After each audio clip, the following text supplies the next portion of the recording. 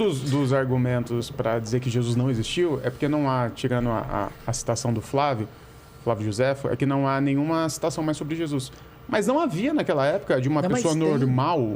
Mas tem. Não, tem poucos. Mas pode ser burra a minha pergunta, mas existia certidão de nascimento? Como tem hoje? Não, mas... Jesus nasceu em tal lugar? Não para a massa, não para o povão. Não, mas a gente teria acesso a isso? Não, a gente não tem esse tipo de coisa. Porque o povão não tinha esse tipo de noção. Até uma coisa que, assim, por exemplo, nome das pessoas, pessoa do povão, assim, é fulano, filho do ciclano. Não tinha nem direito sobrenome muito. Do jeito que é hoje, é bem recente. Hoje, no Brasil, mais de 90% da população é alfabetizada. Naquela época, era de 1 a 3% das pessoas sabiam escrever o próprio nome. Nossa. Então, o fato de Jesus ser citado no primeiro século, depois no segundo, isso mostra que ele, sendo um homem da classe trabalhadora, que não tinha dinheiro, não tinha nenhuma posição no governo, ele ser citado, ele foi um cara especial de alguma forma. Relevante de alguma forma. Então, mas vamos lá. Qual que é a questão que você tem que entender? Jesus não é um governador, não é um rei. O Herodes, que é o Herodes o Grande, que construiu metade das coisas da época romana, que você vê em Israel, tem 13 construções gigantescas, o cara, ele era o máximo. Não tinha nenhuma prova arqueológica da existência do Herodes. Até que os caras descobriram o lugar onde ele foi sepultado, chamado Mesmo Herodes? O Herodes, o grande Herodes. A gente tinha... Então, aí o que eles acharam? Acharam a garrafa de vinho do cara. Está escrito do Herodes, Lemeler. Aí apareceu não lá. Tinha então, se perderam de Herodes o rei. Então, a arqueologia é nova, como então não falou. Tem a prova concreta. Agora, Jesus não tem como ter deixado um palácio, porque ele não era, ele vivia lá. Mas o que a gente tem é uma farta documentação textual.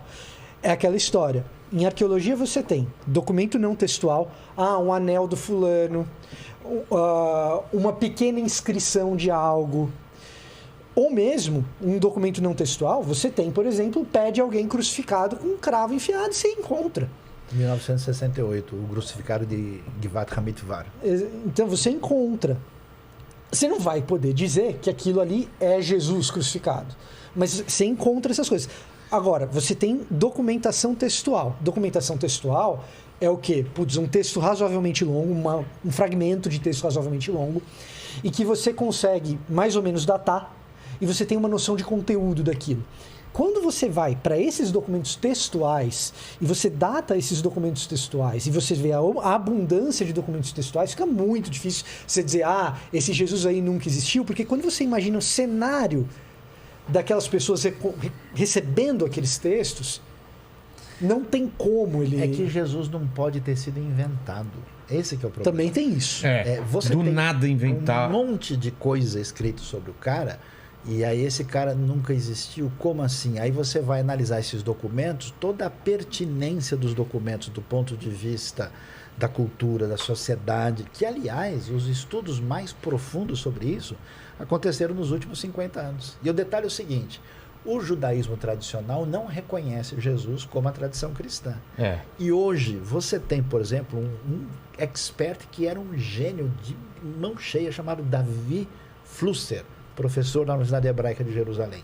Esse cara escreveu um dos melhores livros sobre Jesus que jamais foi escrito. E o que esse cara diz? Ele diz assim: Jesus foi um rabino, um indivíduo que viveu dentro do contexto judaico a vida toda, e ele nunca quis criar uma nova religião.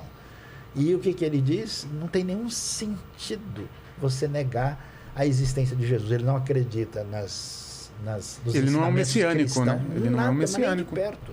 Ele não acredita em nada da teologia cristã, da espiritualidade. Da espiritualidade, ele tem uma perspectiva judaica, e ele, assim, em Israel eu converso com judeus ateus. Se você falar para ele, Jesus nunca existiu, o cara dá risada.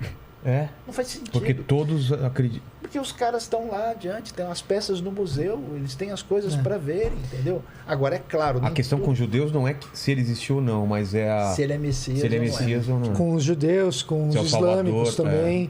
Então, o islâmico também, ele acredita na existência de Jesus. Como um profeta. Como uma espécie de profeta. Agora, nem tudo que aparece na tradição cristã, ou nem tudo que você vai ver nos lugares, é de fato ligado a tradição, a realidade histórica de Jesus. Então tem muita coisa aí que, por exemplo, Jesus não nasceu dia 25 de dezembro.